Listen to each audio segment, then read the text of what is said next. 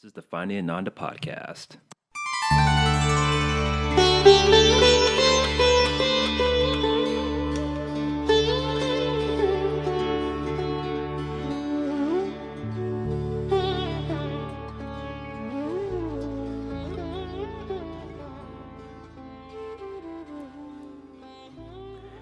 Hey everyone, welcome to episode number 2 of the Finding Ananda podcast, where we discuss finding happiness through self-discovery with the hope of becoming the most authentic expression of oneself.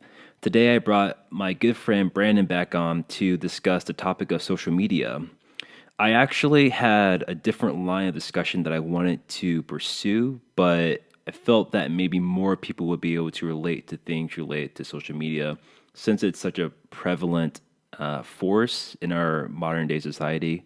So, in this episode, Brandon and I discuss our lives before the internet, the evolution of social media, seeking validation by virtual means, psychological disorders and addiction, a number of my own embarrassing stories, and conspiracy theories, but not really.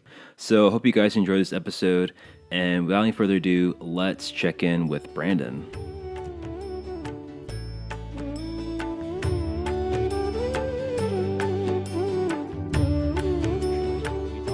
A few weeks ago, and I thought it was an interesting conversation. So I thought we can share our thoughts on it, and thought it might be an interesting conversation. So I don't really have a title for this episode, but I guess maybe a title could be like why social media is fake, or the perils of social media, or social media, something like that. So this is going to be like a free flow conversation. I have a few notes I want to bring up, but most of us is going to be whatever pops into your head during this time. So, Brandon, I guess the first thing, let's talk about what has been like your personal experience with social media. We're the same age, you're a year older than I am, but I guess we kind of basically got on social media around the same time. I got on, I think, Facebook when I was still in high school. And then I think I got on Instagram right in the middle or end of college. I think that's when it got really, really big, like 2012, 2013. And then, yeah, how about you? When did you get on to social media? Yeah, actually, the first time I got on social media was before Facebook. Yeah, I think I think we all had MySpace. Oh yeah, that's right. MySpace was probably one of the first ones, first social media that we were on, and I guess before then was probably like forums or just chatting with different people. And then, then there's an official website dedicated to having groups of people, adding friends and having your own page, which is something that you didn't really have before. Pretty much the only people that had pages were people who hosted their own websites, and then they have their own page, or you have your, I don't even think they had blogs back then, but you have, you just have like a website. So, but yeah, MySpace, I think, was the official first major social media account that a lot of people had. And at that time, it was just some really horrible, you had all these different colors. It was back in was it back in the 90s or early 2000s, something like that? Yeah, it must have been early 2000s. Yeah, I think I was in middle school. Yeah, so sometime around there. And yeah, the color scheme was kind of whatever you chose it to be. You had like a background page, and then you could play all your music from that time period. And then you had all your friends. But yeah, that was kind of my first experience. It was kind of just like a place to make your own, where you can show it off to your friends. So that was kind of my first experience with it. It was kind of something that I did that was cool that everybody else was doing at the time. It didn't really like absorb, I think, my attention and everybody else's attention maybe as much as social media does today. There's just a lot of, I don't know, everyone is just kind of obsessed with social media now. Like they have a presence. There's a presence everywhere. In the news, they talk about social media, like tennis tournaments or sports tournaments. They're talking about what somebody said on this social media. That level of influence has kind of never been seen before.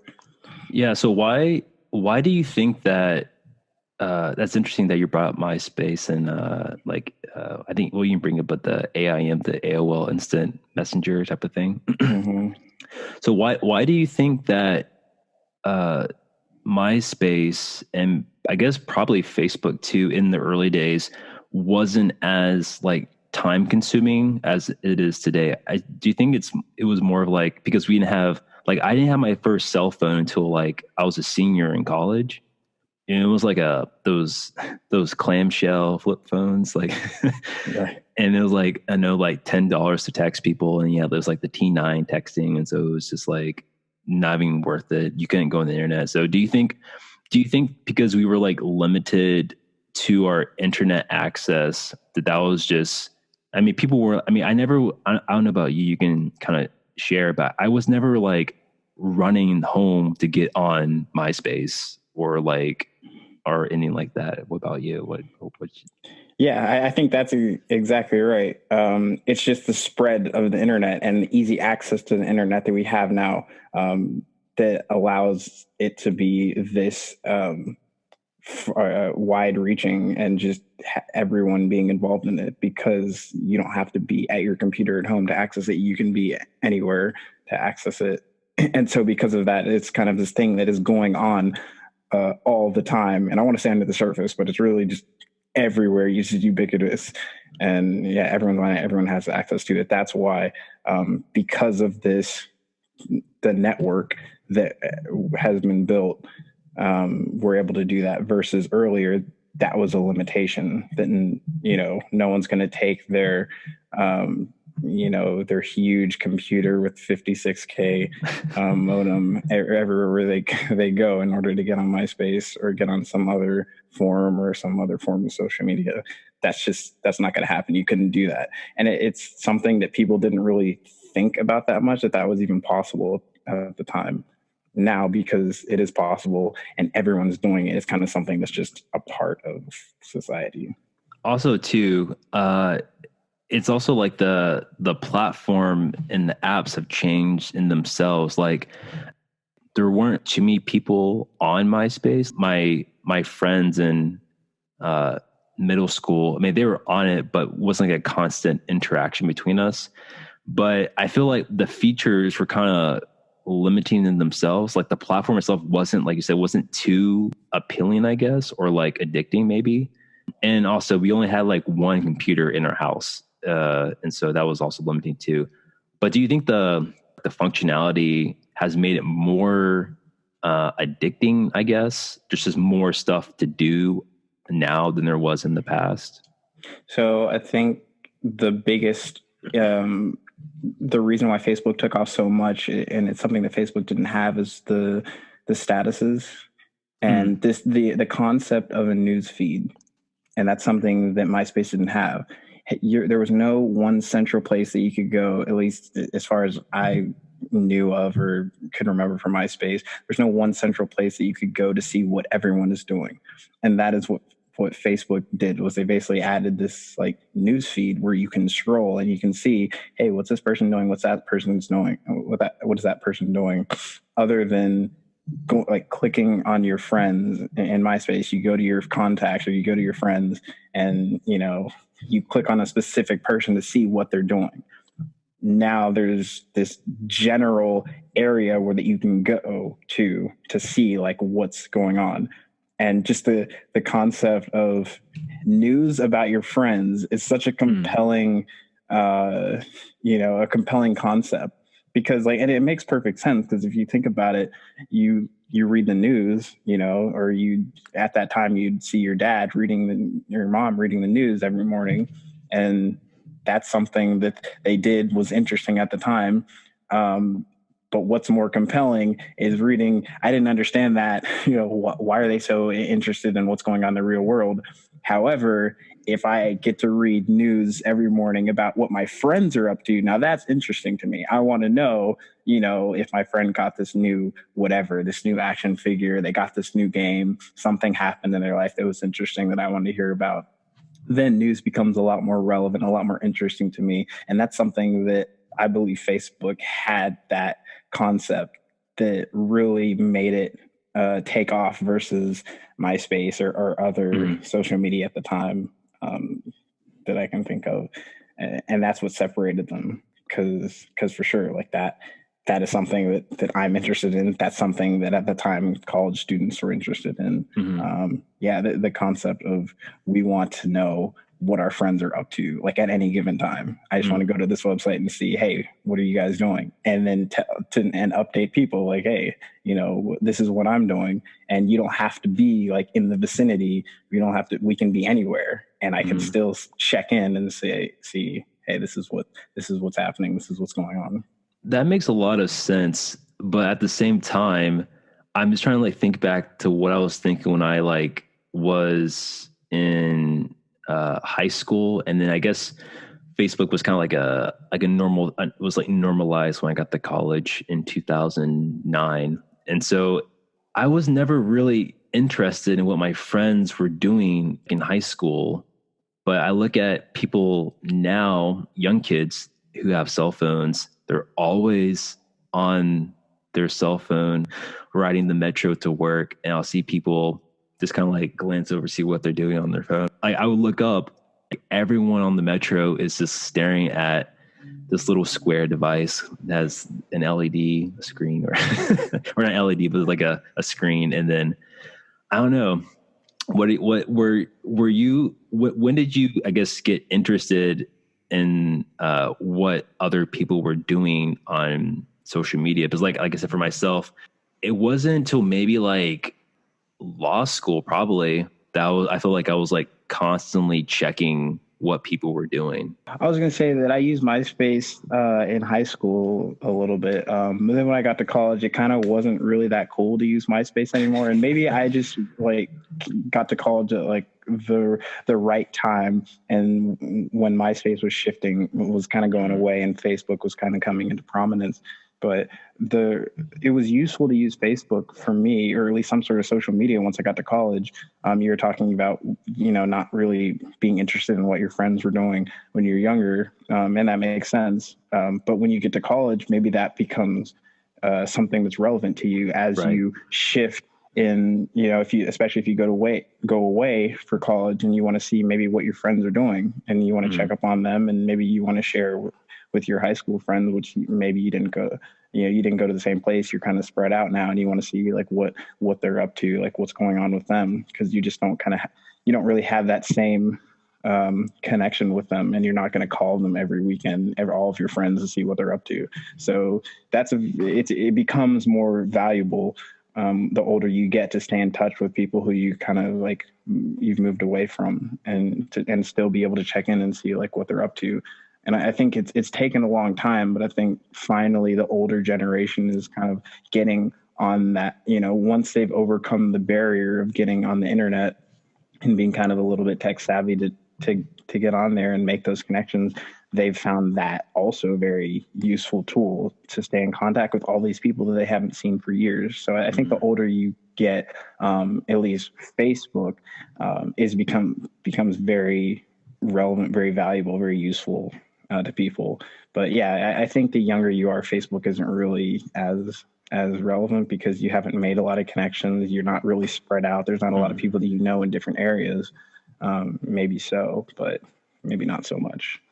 Yeah, that makes perfect sense. Yeah, if your circle of friends you see them every day at school, then you probably don't want to. I mean, well, I know, I guess times are changing, but at least back when we were that age, it made sense to like, okay, I see them at school. If they do the same, extracurricular activities, like, the same athletic group or sports group or whatever, then I'll see them there. I mean, there's only so much that we could do like in middle school. So it was like, oh, what's Jared up to? He's at home reading his history book for the quiz tomorrow. Okay. Well, right. I mean, that's not really interesting. I'll see him tomorrow. So yeah. It really doesn't matter. Yeah. But when you get older, and like you said, you kind of, especially like when you go to college and then you kind of like disperse around the country, even maybe internationally, it's kind of nice to see what your friends are up to, around after you leave. But Brandon, you work in the computer world and you're a programmer. And I guess I kind of want to get your opinion on this. Because I guess maybe I kind of like misspoke at the very beginning of the podcast, why social media is fake. But I think the main thrust or idea I kind of want, the overarching concept for the podcast was just the evolution or just the changes in social media, how it's maybe was intended to be created or be used initially or in a healthy way. And then how people like myself used it in a way that became addictive and then not conducive to one's own well-being or happiness. So you're a programmer, and I read some, I don't know if they weren't really studies, but I watched like some videos and read some articles on this a while ago. But they were saying that programmers are people who are in charge of making updates to, I think, see your Instagram, Snapchat, Facebook, and then like the actual applications on your phones. And why people are so attached to their phones are the types of notifications that they get. And they're like specifically designed to make a person addicted to getting, that dopamine hit from the get notification. Can you like attest or affirm that as like, have you learned any of that at all? Have you heard about that at all? Making programs more addictive?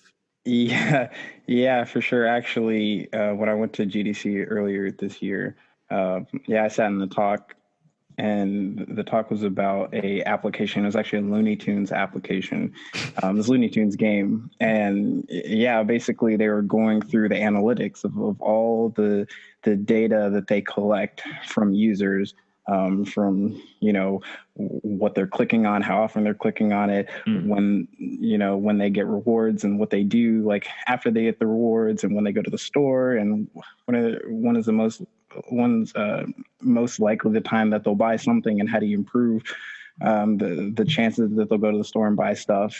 And I actually kind of felt a little like gross after that talk, because as you sit there, you're turning people into data points, and you're reducing them to like they're not these people anymore. They're just these things that can dispense money if you give it the right code. And I did not like that at all.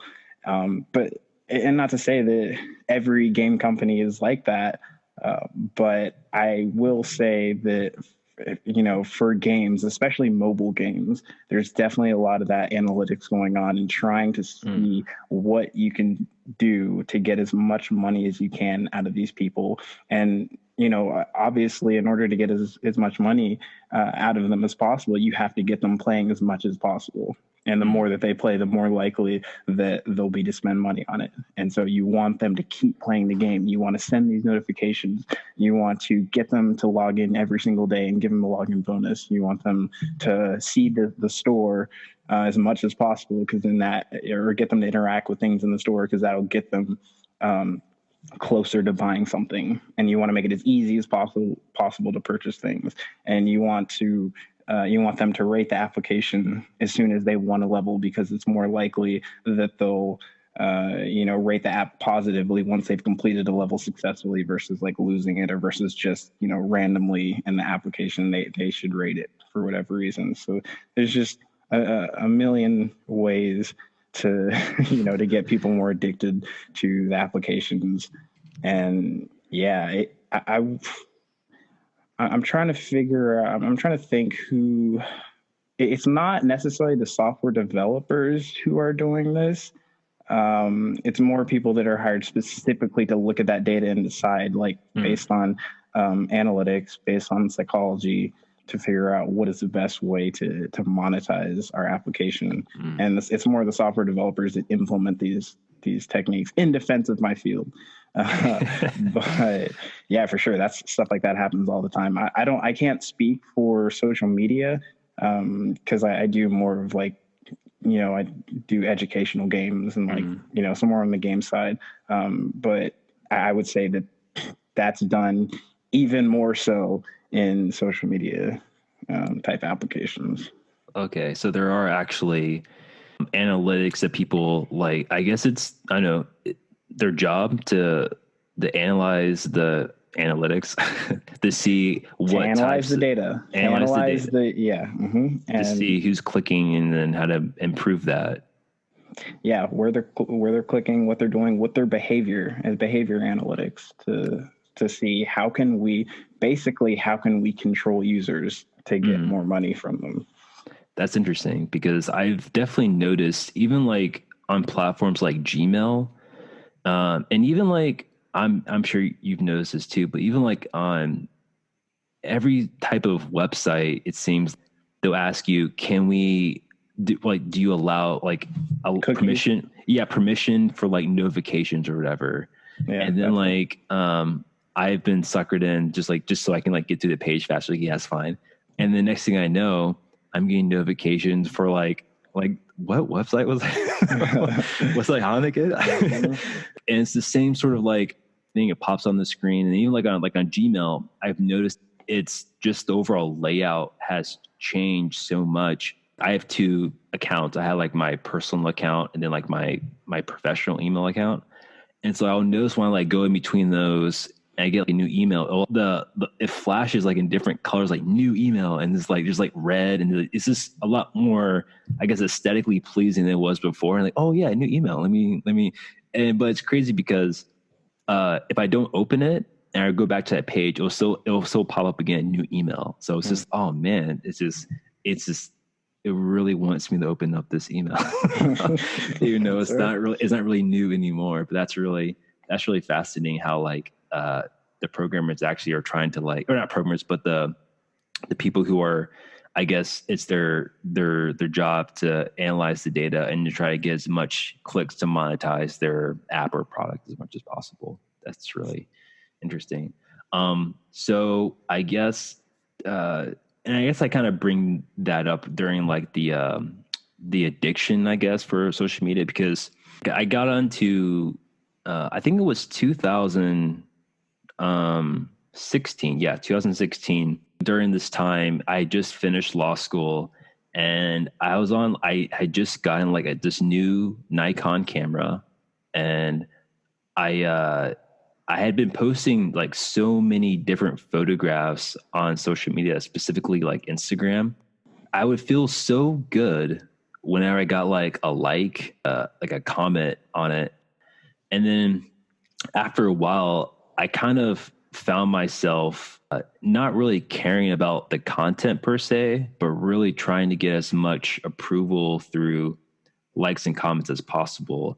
And it got to the point where I felt like if I didn't get enough likes or comments, then whatever I posted wasn't that great. And it's kind of like humiliating to talk about it, but it's almost like I felt kind of like dejected or rejected from like my followers or my friends. Like, oh man, I thought, they would have whatever, if a friend like unfollowed me, like what did I personally do to offend them that would make them like unfollow me? And so it was like I think it was like September 2016. I was sitting in my bed, and then I was scrolling through my feed, or sorry, I was scrolling through my notes on my phone because I had a whole like notepad, a note on my notes on my phone for like different quotes that I really liked. And they weren't quotes because I liked them. They were quotes because I thought they were good quotes to post online. And then like whenever I would go out walking, I would like try to find a nice shot. And then just so I could, not because I like being outside. I mean, I do, but at that time, like not because I wanted to be outside, but because I want like to post it later. So I was never really living in the moment. So I was sitting in bed in September, and I thought to myself, man, Jared, is this who you really, I was about to post something. I was like, is this who you really are? You spend your whole time either checking in on what people are doing, or you're thinking about what your next few posts are going to be like. And then in that moment, I was like, I'm not really being like authentic anymore. And so I think I first originally just like deleted the apps from my phone. And then the next day, I was like, oh, or it was probably like later on that day. I'm like, let me just see what's going on. And so I like re-uploaded it, and then I was like, this is crazy, Jared. You're literally addicted to your phone, and you're literally addicted. And so I deleted like my accounts from social media. And so before I go on that monologue, I know you personally, Brandon, you have a really healthy relationship with social media. You never really post like a whole lot. Even now, you're never really like on your phone at all. And so have you ever, I mean, are you like secretly addicted to your phone, Brandon? I just don't know it. I've developed a piece of software that I've implanted in my brain, and I'm using my phone right now. Or have you like, or how have you been able to like keep that healthy relationship with using technology in a way to like, you know, promote your business, promote your products or whatever, your programs, and not using it as a way to just like constantly just be like, oh, I'm just checking my phone because I'm just bored or addicted to my phone, like Jared is or was. Yeah. No, I don't know. I think everyone's different. For me, I don't like to post very much because I'm a just very private person, and I don't like to tell people. I don't like people to know like everything that I'm doing, and so like I guess even if that means that I don't get the quote unquote reward of getting social validation of people approving of whatever things, you know, whatever I'm doing, and maybe that's because I feel like a lot of things that I do, a lot of people don't really care about it. Like, you know, you know, I guess I'm kind of a nerdy guy. You know, I like technology type things. It's not things that people will get really excited over and be like, oh, look what he's doing. It's not like the things that I'm doing are going to be the envy of people, my friends, you know, online, or, you know, even my acquaintances or people that I don't know who are just somehow my friends anyway. They're still not going to care that I, you know, wrote some software application to do some utility application to do something really dumb. Or that I just like, you know, went outside and I took a walk and it was a nice day. I don't know. I'm not a big picture person either, so I'm not going to be the type of person to like take pictures. I'm more the type of person to just look, I guess, just exist in the moment and just enjoy it for what it is. Because I feel like even if I wanted, maybe I don't have a good enough camera, I don't know, but even if I wanted to take a picture, it's not going to capture the full moment of actually being there. And so I'd rather just enjoy the moment rather than try to capture it and it not be an actual, like, it's not the same. It's gonna be worse. And so that's why I'm not looking to take these pictures everywhere and post them. And then I feel like a little, I don't know. I don't feel like it's necessary, and I don't feel like it's real to post something online because I feel like I'm posting it to try to get something out of it rather than showing people what I'm interested in, what I'm doing, what I think is fun. Not to say that I won't do that from time to time, but yeah, posting things because I'm trying to get something out of it, or not just posting it, just capturing an image, capturing a photo, or writing something down and posting it just because of what I want to get out of it. It feels kind of gross to me. And so I'm just like, I don't even want to do that if that's what it's going to be about. So I don't feel like I need to do that. But there are times where I think of a quote, or I'm like, that's really good. That's something that I want to share. And I guess the benefit of that could be if it's a good post and people like it, and I do get caught up in the same thing, like, oh, cool, like more people liked it, like, you know, I feel good about myself, thumbs up. But it's not something that, you know, I'm thinking like, oh, with this quote I can get a lot of likes. Like, I'm not doing it for that. I'm doing it because I think this would be interesting thing to share. And I think that if we can, I mean, it's already gone way past that level. I feel like maybe most people post things and they're like, oh, I think I'm going to get a ton of like, you know, feedback from this, a ton of likes, a ton of loves, shares, retweets, whatever. I know even my dad does that. He's, you know, always talking about, oh, I got this many likes, or I got this many, you know, and yeah, so it, you know, it doesn't matter who you are, like, that's going to be, that's going to be rewarding. That's going to be something that's exciting that you want to try to see how much social validation you can get. But I think it also depends on the type of person that you are. That maybe you're just more, you have more of a proclivity or tendency for that to be something that's difficult to resist. So that was really beautiful, man. That was really well said. And yeah, I definitely agree. That's interesting. I definitely have noticed more of like like the older crowd, I guess, people who are older than us, even younger than us. Because like I remember when I was younger, obviously, I mean, I wasn't addicted to my phone because I didn't have one. But now I look around and there's just like, it's just crazy. I'll like be on the metro and then like this kid's mom's trying to talk to them. They're just like on their phone, like, yeah, mom. Or and it's funny, like you say, like your dad, who like obviously did not grow up with technology like this. And it's like, oh yeah, I got so many likes on this post. And it's just, I don't know. I feel like it's a little bit different for, well, I don't want to speak for everyone, but I feel like it's a little bit different for people our parents' age, because I feel like they're not really posting to get likes, I guess, but it's kind of like a byproduct. It's like a nice, oh, I got more likes, so that's a nice feeling, I guess.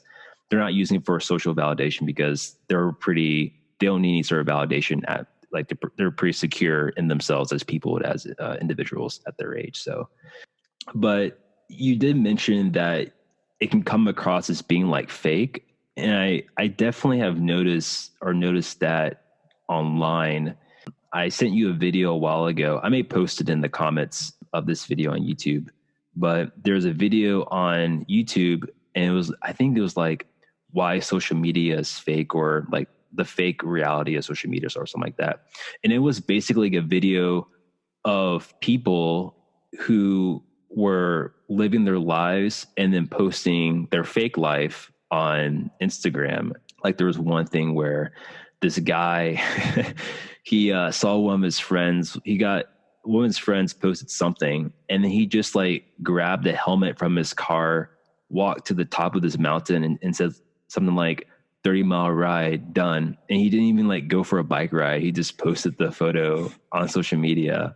And then whoever saw that photo was like, oh, that's really inspiring. And then the person was like at this organic shop drinking he bought like a green juice, and he posted a picture saying like, oh, getting like new year, new me, or like trying to like be healthy or whatever.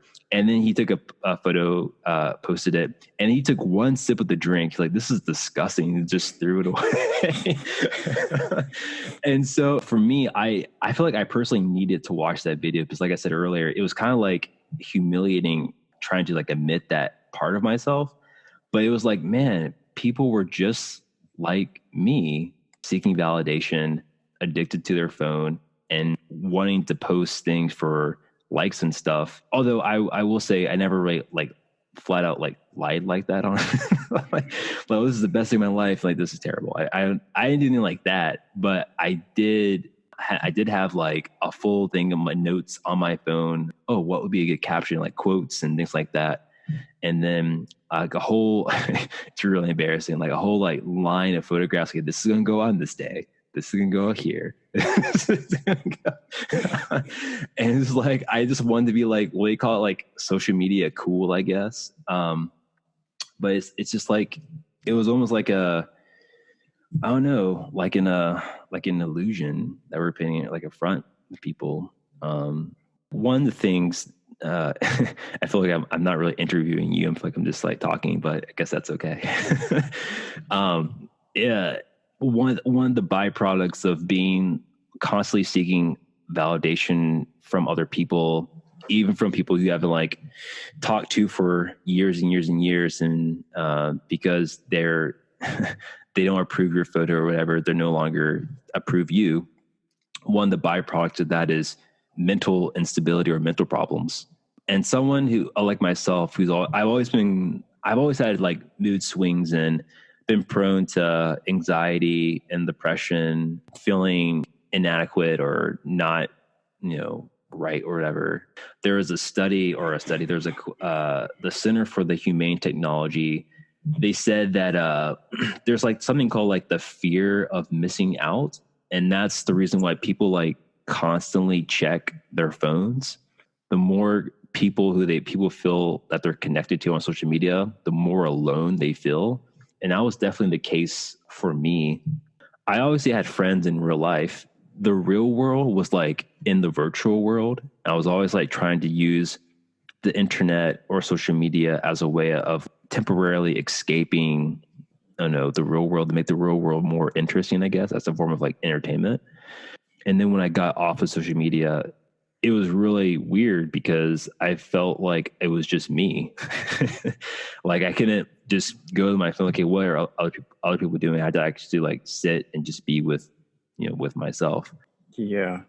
I think that's what social media was supposed to fill, that like void of feeling like, or needing to connect. There's like a social need that everyone has, and social media was designed to fill that, or at least help fill that, and make everyone feel like they're connected to other people, even if they're like not physically connected. And I think it's kind of because of money, basically, is kind of like taken a darker turn. And like, people need to, or companies need viewers.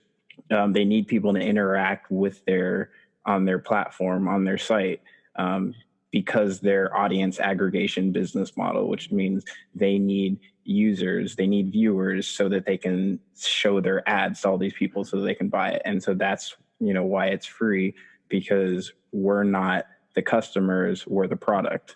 And it's these businesses that are paying to show their ads on the web, on this platform, on this website. They're the true customers. And so because the people who are using social media are the product, basically you need to improve the product, which means we need to get on the social media as much as possible to increase the chances that we will be, bought or whatever, or I guess sold. I don't know. But the point is, these companies know that they're not looking after our best interests. We're kind of like in a farm type environment or agricultural industry where you're basically feeding the animals, all these chemicals and hormones to make them bigger, fatter, so they can be a better product to be sold and slaughtered. Is that healthiest, like, for the animals? Is that healthiest for the pigs or the cows to be fed all these hormone stuff? No, but it makes the best product to be sold, and it can feed the most people. And that's kind of like what social media users are, is like they're kind of being, quote unquote, like poisoned a little bit just so that they can be better, a better product. And that's why you see all of these negative side effects of these, these psychological or mental issues, insecurity and anxiety, and being, increasing. And they, obviously have research to back that up, because of what these companies are doing, to us. And we're kind of just like, this is in our nature. This is psychology, human psychology. This is how we behave under these circumstances. And there's kind of no way for us to fight against that, especially when there's like so much money being involved. These social media companies could change their tactics, but obviously that would reduce their bottom line. And so they're not interested in people's mental health, because that's not gonna make the shareholders happy. So it's like, you can kind of think that's kind of a huge conspiracy, but it just comes down to, profit margin.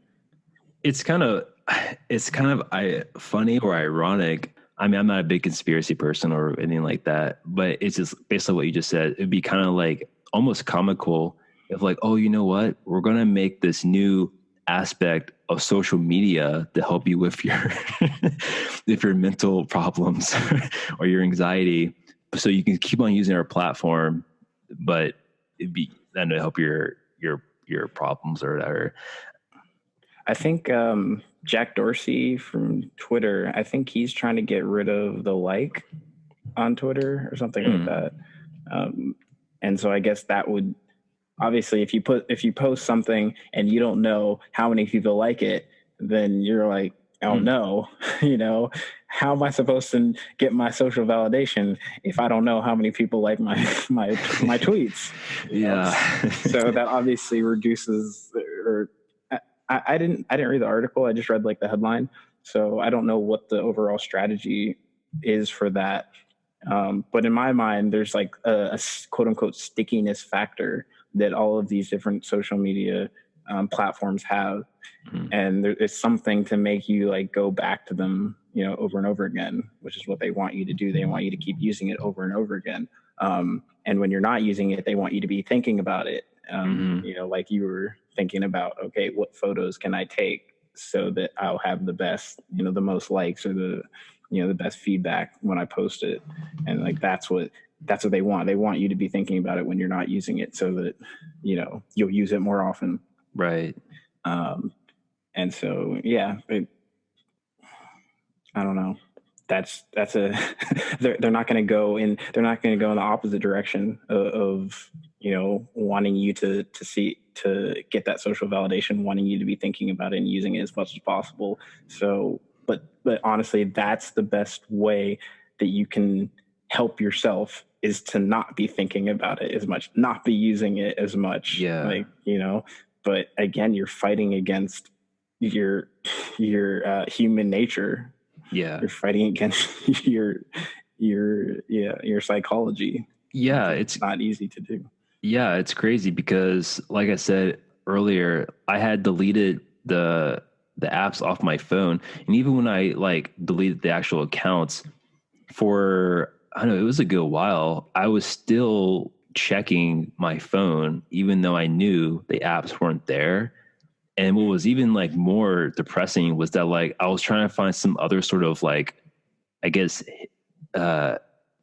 entertainment hit from my phone. And so I would constantly check my email.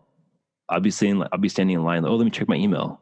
Okay. Let me check my email again. I don't think everyone has to do this. I'm probably just a special case, but I just noticed that, I don't know, constantly checking my phone it was almost like an impulse or kind of like an unconscious type of thing where you're inactive or you're bored. And so you automatically check for some sort of entertainment or something.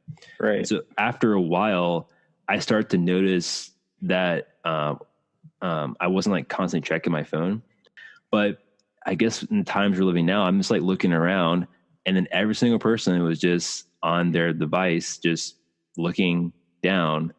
An interesting thing. And then what I noticed with myself when I had got off of it, it was so nice to go out to take photographs just for the sake or love of taking photographs. It was nice to read poetry books just because I like the poetry in them, or whatever books I was reading, I was totally engaged in the material and not thinking about, oh, that was a really profound sentence, let me post that, and it was really nice to be fully, as cliche as it sounds, but fully in the present moment, I guess. And so I don't know, it was it's weird because I don't know, the like you said, the intent for the creation of social media was to connect people, but I don't based on what you're telling me, I don't know if that's really the intent now. Yeah, it's definitely not. It is. Yeah.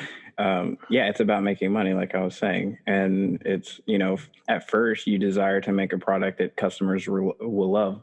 But then once it becomes a major organization, this major, just giant machine that's running, that the shareholders are looking to say hey, how are you going to make money for us? Then it stops kind of being a product that you want to, help improve people's lives. And then it just turns into, like I'm saying, a machine that just, we gotta refine our product so we can improve our margins.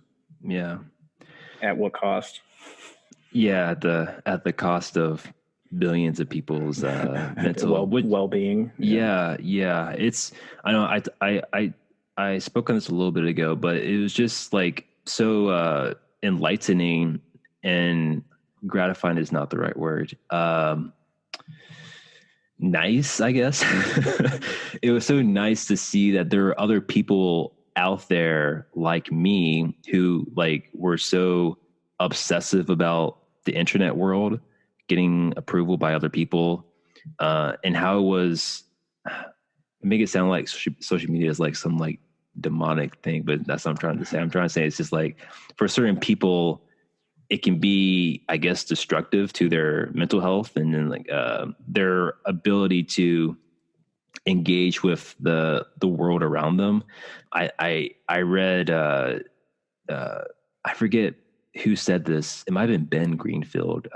He's a health guy that I enjoy listening to his podcast. But he said like the fact that you have your phone on you or next to you during a conversation, it makes you, I think like it was some insane amount like less present with the person you're talking to. Like if I'm talking to you, Brandon, and I'm, like if we're like, well, we're virtual now, but like let's say that we're like I don't know outside at a table, and I have my phone like outside on the table, I would be like 50 or 60% less involved. Yeah, exactly. Because now if I don't have those, if I use my phone as a mean as a utility device as opposed to an entertainment device, then it's a whole lot less distractive to me.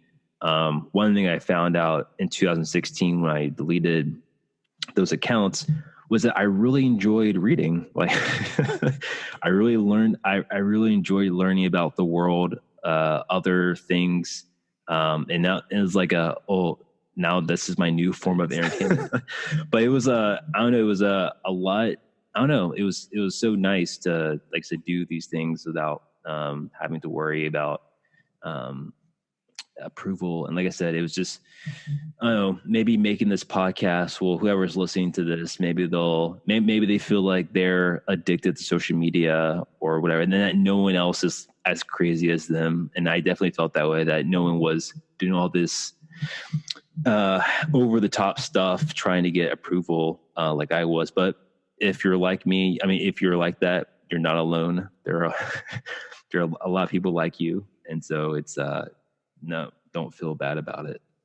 So Brandon, like last time I asked you what is a piece of advice you would give the listener to find their own Ananda. You gave a really nice piece of advice last time, but maybe you can share something since you're not since you use social media and the internet in a more healthy way than I did when I was on it. What's some advice that you have for, I guess, the listener regarding using the internet? And plus, you're a programmer and you're into all this stuff. So, what's some advice you would have for them? I'm not sure if it would be relevant for anyone, but I mean, for me, I just find that if I post less, then that kind of makes me, I don't know, less attached to it. I think that when you have some sort of quote unquote skin in the game and you're posting things and you're tweeting things all the time and you're doing a lot of sharing, a lot of your mind share is caught up in that, even when you're not using social media and you're thinking about, well, how many likes am I getting for this? I posted this, so I wonder if anyone commented on that. And so it really attaches you to social media a lot more than when you're not posting at all. And you kind of look at it as kind of like a news source, and you're like, oh, I wonder if somebody's doing something interesting. And you don't even have to comment on it. You don't have to be involved in it directly. Because you'll fall into the same trap of, oh, I really like what they're doing there, or I'm so jealous that they're there. I'm going to comment on them. I'm going to comment on their post. I'm going to like this. I'm going to retweet that. And I think that still kind of starts that same cycle of thinking about how people are receiving what you're posting on there, what you're sharing, what you're liking. Because people can see that as well. These people saw this video, or these people commented, or these people liked your post. And so, yeah, I think being less engaged with it, like, or interacting with it less, I think that kind of helps to free you up a little bit. Because I know that, me not having posted recently or liked or commented recently, I don't feel attached to it. I don't feel like I need to check it to see how I'm being seen. And I think that's the real negative. That's a real issue of social media, is that you're always thinking of, how am I being perceived? How am I being looked at? And I want to make sure that I'm looked at in the most positive light, even more than I actually am typically, seen. I want to be seen in an even more positive light than that, so I can kind of show off.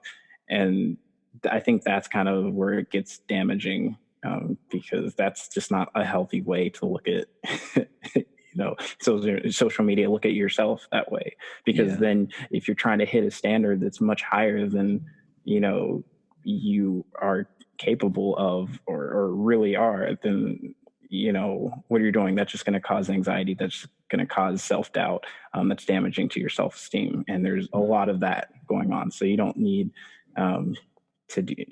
to be involved in that as much as possible. Yeah, I think that was a really great piece of advice. That's something I wish I the detached witness sort of thing. Like, you're there, but you're not constantly engaged with the product, I guess. I think one of the most beneficial things I learned after was to keep your personal, whether that's like familial, platonic, romantic relationships, like keep those relationships personal and private. And there's no need to share with the world, happy birthday to my best friend, or I love my parents so much on Father's Day or Mother's Day or whatever.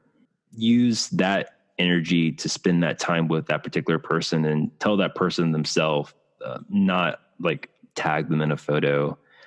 I think just kind of putting that out into the world kind of dilutes that feeling, I guess. Maybe people don't feel the same way, but I definitely notice if I make an effort to not share with people or tell people on social media, like, oh, happy birthday to my sister, my best friend, or whatever, they mean so much to me, and I just tell them that, then it just makes it so much, better, rewarding. It's a better feeling, I guess. And I think the other person who you're giving that sentiment to maybe will appreciate more, but I think they'll tell, they're like, oh yeah, they're focusing it on me. So. Genuine. Yeah, that's a great word. Yeah, that's the right word. Genuine. So I was just going to say that it's difficult to determine what is showing off and what is not showing off online, because it seems like many, if not most, posts are showing off. Like, that's the reason why you're posting it. You could say, oh, I just, was excited about going on this trip, and that was why I wanted to share it. But it seems like it's more of a darker form of that, where it's, okay, I am excited about going on it, but when I post this to the jealousy of everyone else, that's going to make me feel real good when, they're all envious of me that I went to this, beautiful location. And not to say that everyone's like that. There's a lot of people that are just genuinely happy about things. They went to this location and that was exciting and they want to share it. That's not a big deal. There's definitely a trap that you can fall into, that you're thinking about that. You're always thinking about that in the background. Like, this is going to get a lot of social validation on social media. So like, I can't wait to see what people think when I post this. Yeah. Well said. There's a guy online. He said that when he deleted his personal page, or he deleted social media, he finally realized that he didn't like to travel that much. He liked to travel so he could post about it. Yeah. And so once he stopped, like, well, I can't post about it, then why am I traveling all these places? And so he realized, I don't really like to travel. So that's basically what you just said. Which is pretty crazy, because it's not until you get to that point of actually deleting the application that you recognize how it has changed you. Until you delete your account, you won't know how much it has changed you. So maybe that can be I don't know, maybe it's a bit much. I probably wouldn't do that. But if you are struggling with like social media addiction, or you're thinking about it, you're like, maybe I should delete it because I feel like I'm spending way too much time, on social media than in reality. Then maybe that's something to try, just to see, like, delete it and then see how it changes you. Because even when you deactivate your account, it's still not gone. You're still thinking, well, I can always go back to it, and get all my stuff. But deleting it is something that, is permanent, as far as I know. I can personally attest to that as an addict myself, because I remember distinctly when I said that I went off social media in 2016. That's not totally true, because I do have Twitter now, but no one follows me. I only follow like nonprofits, but like, anyway, that's besides the point. But anyway, what you just said, Brandon, I could personally attest to that, because when I first deactivated my account, my first thought was, what can I post about in December when I say, my experience of being off social media was so nice that I'm glad I took a nice break. And so it was just crazy how that was my mindset. I'm taking a break from social media just so I could post about it when the break was over. How embarrassing to admit, but it was the truth. Right. Yeah. So that was really good advice, Brandon. It's true. Like, it goes to the levels of like, it's such extreme levels. It's so like insidious, like how like twisted it kind of makes you. Like, yeah. You just go so far. Even to like deleting your account is some sort of stunt that everyone's going to be impressed with. Yeah, dude, exactly. Exactly. Oh yeah, deleting my account. It was such an amazing time away. Oh, that's crazy. You deleted your account away. So many likes, man. It's totally worth it. I'll probably do it again next year. So, wait a bit of time and then my yearly deletion. All right, guys, that time of year again, no social media. That's it. You better have your likes queued up. Meanwhile, I create a fake account so I can still check. So I can see what everyone's doing. I can see what people are saying about me being gone. That's so bad. Oh my gosh, dude. But yeah, I'm sure I probably would have thought of that if I would have like, okay, I'm deleting it and then I'm going to come back. And I probably would have thought that was on my mind. Oh my gosh, that's so embarrassing. But yeah, I have a lot of respect for people who can use social media in a healthy way, or at least my perception of them is in a healthy way. That was episode number 2. Thanks again to Brandon for having this conversation with me. And I need to figure out what I'm going to say for an outro. But until I figure that out, thanks again for listening. And until next time, take care. Bye.